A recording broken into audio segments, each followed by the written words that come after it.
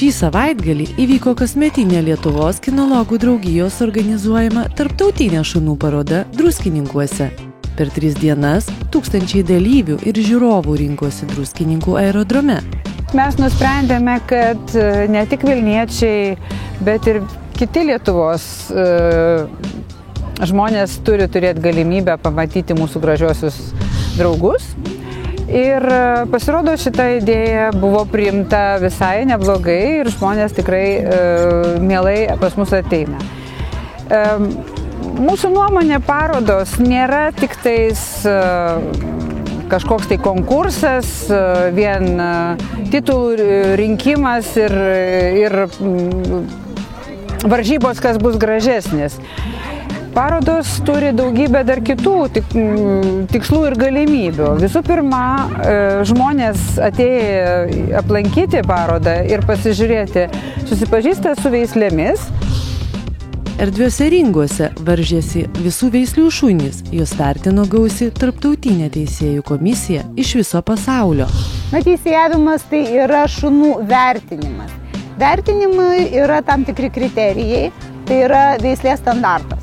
Nes yra daugiau nei 400 veislių FCI sistemoje pripažintų ir kiekviena yra aprašyta ir turi tikslų standartą.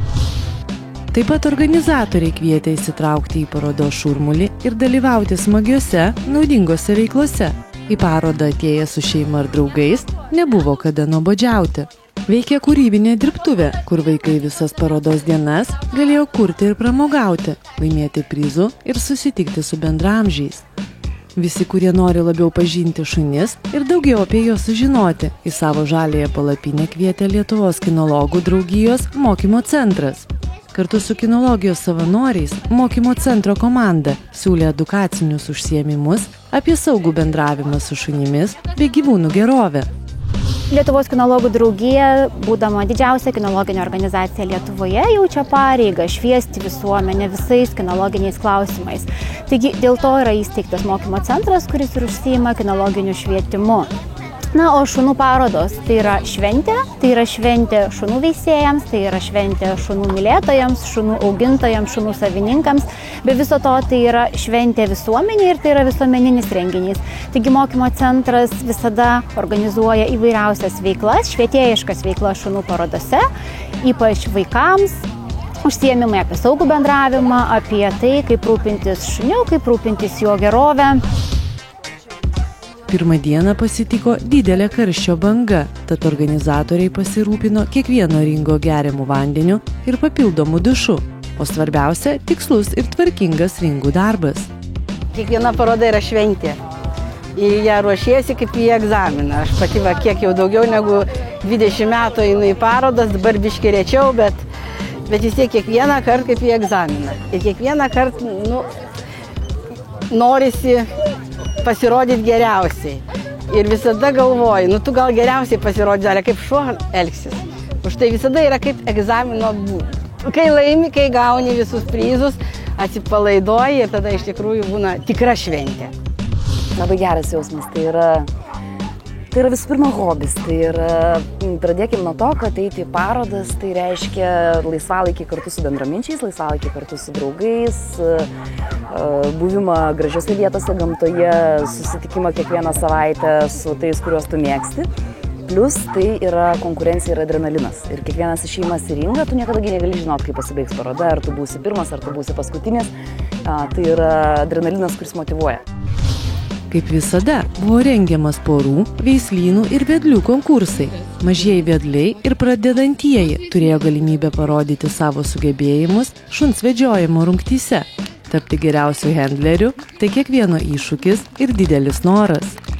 Kaip tu jauties, kai išeini su šuniuku į ringą? Kaip pasakęs, tiesiog, kad įdomu pažaisti su šuniuku, kad čia tik žaidimas su šuniuku atrodo. Didžiajame ringe žiūrovų stebino dresuotų šunų pasirodymai. Šiaulių dresūros mokykla, laukinė orchidėja, kinologai Alfonsas Dauskurdis su belgo aviganių rakštimi ir Dovydas Alešiūnas su bulterierų kidu demonstravo šuns paklusnumą bei ką moka protingi šunys. Nuo šios poros nebuvo įmanoma atitraukti akių Įspūdingas teatralizuotas pasirodymas su policija ir plėšiko sulaikymu nepaliko abejingų. Nėra kvailų šunų, yra šeimininkai neprotingi. Vadinasi, prie kiekvieno šunio reikia rasti prieėjimą kažkokį. Nėra, kad knygą paskaitei, sakykime, ir tu viską žinai. Arba davai šunį paskaityti. Viena klientė man sako, kaip aš jūsų šuo taip daug viską moka. Sako, aš neturiu laiko, turiu 8 šunis, o šitam šuniui padedu nakčiai knygą, uždegu žvakę, kad nereiktų elektros deginti ir jis mokinasi iš tos knygos. Čia aišku yra juokinga ir yra cirkas. Sakau, su šuniu tu turi biškį įdėti savo žinias, savo patirtį, savo supratimą, kad svarbiausia, tai viskas turi veikti pozityviai.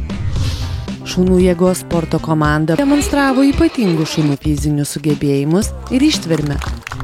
Šokių pora Gretė Indičenskytė su Eltonu pademonstravo jausmingą ir grakštų teatralizuotą šokį. Vaikai visą laiką po pasirodymų prieina, nes jiems patiko pasirodymas, Eltonas jiems labai patinka. Vat yra net ir vaikų, kurie laukia, kad galėtų triukus pabandyti padaryti su Eltonu.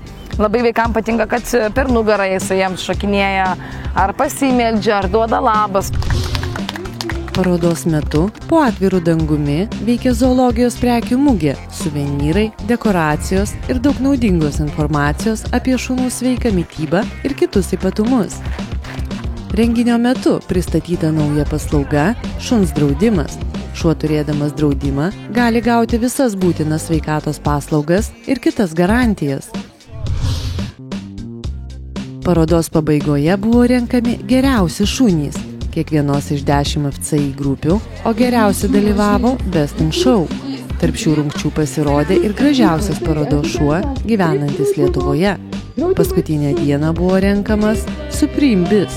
Tai didžiausias titulas ir jis renkamas iš 3 Best in Show nugalėtojų. Kiekvienas šunų mylėtojas ir turėtojas, pabuvęs didžiausioje šunų parodoje, turėjo galimybę išmokti pažinti gyvūną, patirti daug įspūdžių ir kartu šauniai praleisti laiką su bendraminčiais.